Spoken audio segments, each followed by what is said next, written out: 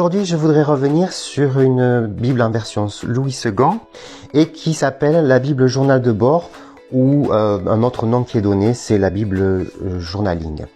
Donc c'est une Bible qui comporte, vous voyez, des petites illustrations, il y a des cartes.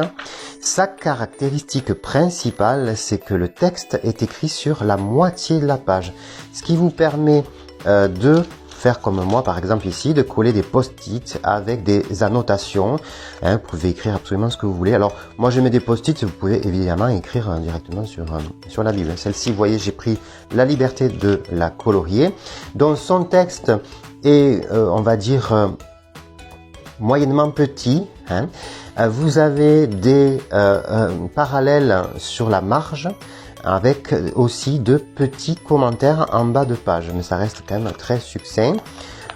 C'est là toutes les caractéristiques de cette Bible, donc elle reste tout de même assez simple, c'est-à-dire que par rapport à d'autres Bibles où vous trouvez beaucoup de commentaires, des encarts, etc. Donc ici on a le texte, on a les parallèles, quelques petits commentaires, mais c'est surtout pour pouvoir prendre des notes sur les côtés.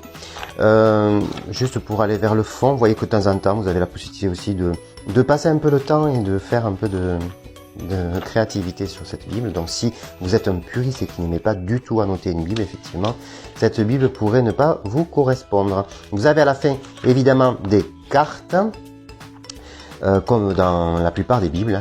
Voilà, donc. Son prix se situe aux alentours d'une 50aine d'euros, donc c'est quand même un petit budget, mais voilà, elle est assez intéressante pour ça, donc permet de, on va dire, de vraiment rentrer dans une démarche d'étude du fait qu'on puisse annoter le texte autour.